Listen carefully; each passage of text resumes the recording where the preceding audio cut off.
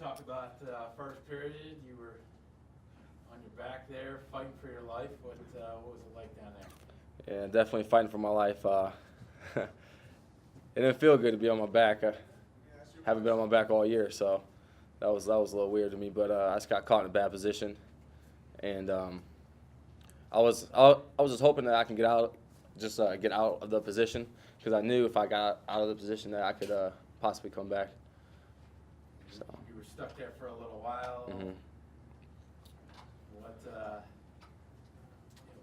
did he just have you in a spot where you just couldn't shake loose? Well, he had his leg in, and then he reached back and tried to torque on it, and it was just tough to get out of. And I was just hoping that I didn't get pinned. And then 6-0 to start the second. What's your mindset then? As long as I'm not on my back, I knew I had a chance. So I just kept up the pressure, kept my takedowns. I saw that he was getting pretty tired, so I kept turning it up on him, and came out with the win. And being down, also going into that third period, how did you feel going into that third period too? Well, I didn't feel all that tired. I kind of felt like I had more of the momentum, so I felt like the crowd was in my favor, and then the momentum. So I felt pretty confident, and I knew he was getting tired, which is a big motivator in this sport.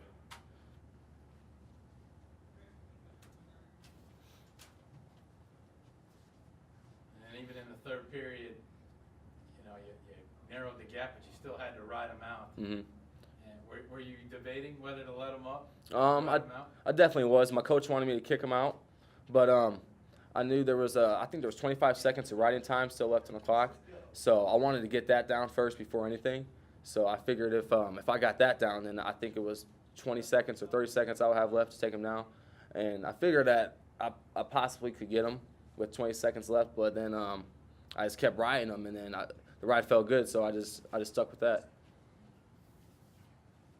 And then going up for against Eastern Michigan Friday, what are you going to do to prepare for that match against them? Well, I got to work hard this week because the guy that they have is pretty good. He beat me last year at the MAC tournament, so I know how he wrestles. So I just got to step it up this week and prepare pretty good. Central guys have a way of kind of slowing the match down and doing their style, but you were able to really set the tone quickly. Can you just talk about that going in? I mean, that's just how I wrestle, and it's been something I've been working on all year, just trying to put it together that way and really pick up my pace and get to my leg attacks and be really offensive. And that's been a little bit of an inconsistent year with that, but I think I finally cracked it and really been able to open up in the room and on the mat and be able to get after it and get some takedowns. Yeah, and Mattingly's a very good, experienced guy. You were able to get 5 takedowns on him. Yeah. Was there a weakness or anything you found, or something you found that was really working against him? No, it was just keep my motion going back and forth, side to side, pulling on his head, getting him tired, and really just wrestling against what he wanted to do. I mean, he wanted to slow the pace down and make it a one-point match, but if you move against a guy like that and try to get him out of position and just do what you know how to do, I mean, points are going to come.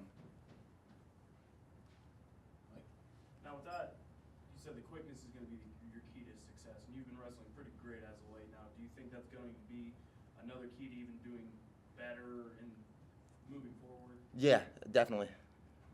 No doubt about it. And what are you looking forward to Eastern Michigan Friday?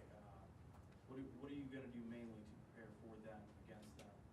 I got a little bit of an injury going on right now, so I don't know if I'm going to be ready for that match. I mean, it's actually kind of hard pulling through for this one, but if I do wrestle, same game plan. I mean, I'm just going to keep moving. Maybe I need to do my warm-up a little bit better so I could hold off better throughout that match. I mean, third period, it kind of shut down there, which wasn't good, and gave up that reversal with 10 seconds left was not good at all. So, I mean, just tighten things up a little bit and just critique a few little areas. I mean, I think my motion on my feet was good, but I think I have to also wrestle through situations a little better, like end of the period.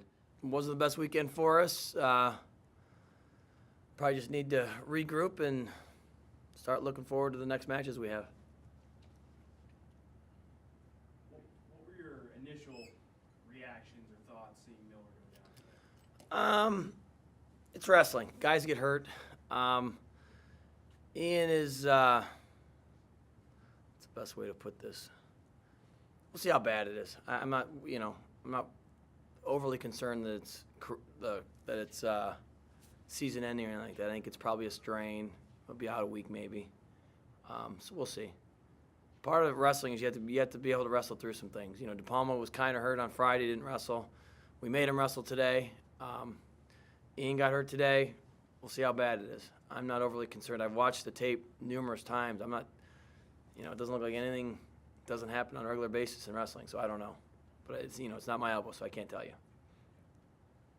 And now how big was it just to rattle off a couple wins at the end there? Well, if you look at the score, we lost 12-21. If Miller finishes the match somehow or just doesn't get hurt, it's a 15-15 tie.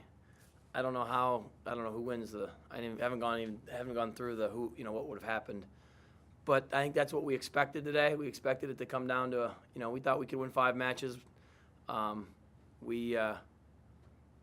match went pretty much like we thought it would go. The biggest thing is that the first 3 matches, I think we did all the wrestling, and they just kind of hung out and took advantage of everything we did. And even at 65, the match we lost, same exact thing. They took advantage of what everything they scored off were off our moves and things. So it's one of those things where our guys are young, and I don't know if they haven't been in the positions throughout their lives, or I started wrestling when I was 4, so some of the things that I see them not being able to do just doesn't make sense to me because it's second nature to me. It's something I've been doing forever.